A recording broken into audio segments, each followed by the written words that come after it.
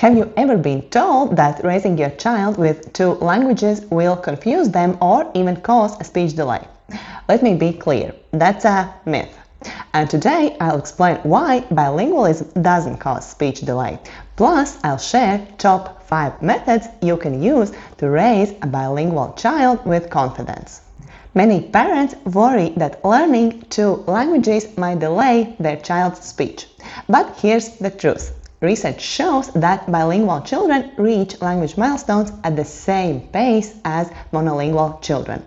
Yes, they may mix languages in the early stages or take slightly longer to use full sentences, but that's completely normal and doesn't mean they're delayed. According to studies published by the American Speech-Language Hearing Association, bilingualism doesn't cause language disorders or delays. In fact, growing up with more than one language can have long-term benefits for cognitive flexibility, memory, and even school performance. So if your child is showing signs of a speech delay, the reason is not the number of languages. They would likely be delayed even in one language. Let's now explore 5 practical and research-based methods for raising bilingual kids. Choose the one that fits for your family best. So number 1 is one parent, one language. This method works wonderfully when each parent is fluent in different language. One parent always speaks one language, the other always speaks the second. And this consistency helps the child clearly separate and absorb both languages from a trusted source. Number 2 is minority language at home. Here you use one language at home, usually the one less spoken in your community, and your child learns the community's main language outside, like at daycare or school.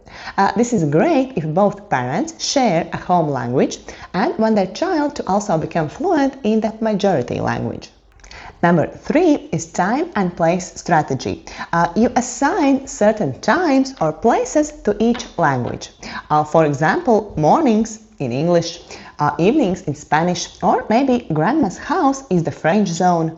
This method is flexible and works especially well when the whole family is learning one of the languages together. Number 4 is outsourcing the second language. If you don't speak the second language fluently, don't worry. You can still give your child the gift of bilingualism. Enroll them in bilingual preschool, or hire a nanny who speaks the target language, or join language-based playgroups or music classes. And number 5, mixed language approach. If both parents are fluent in both languages, you can switch depending on context or topic. For example, you might read bedtime stories in your native language, but speak the community's language when out and about. This method mirrors how real-life bilingual adults often communicate, fluidly and naturally. So when should you start introducing the second language? The answer depends on which method you're using. If you're doing this one parent, one language or minority language at home, you can start from birth if possible. The earlier, the better.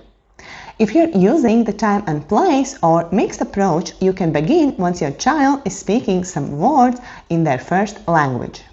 And if you're outsourcing, the key is consistency and quality. So start when you have a steady routine in place, whether that's at age 1, 2 or later. The good news, it's never too late to raise a bilingual child. But the earlier you start, the more natural it becomes for them. So let's bust that myth once and for all. Bilingualism doesn't cause speech delay. What matters most is consistent exposure, connection, and choosing a method that works for your family. If your child is already speech delayed, keep supporting their first language. And know, with the right support, bilingualism is still possible. If you found this video helpful, don't forget to like, subscribe, and share it with another parent who's navigating bilingual parenting too. And let me know in the comments which method are you using or planning to use with your child.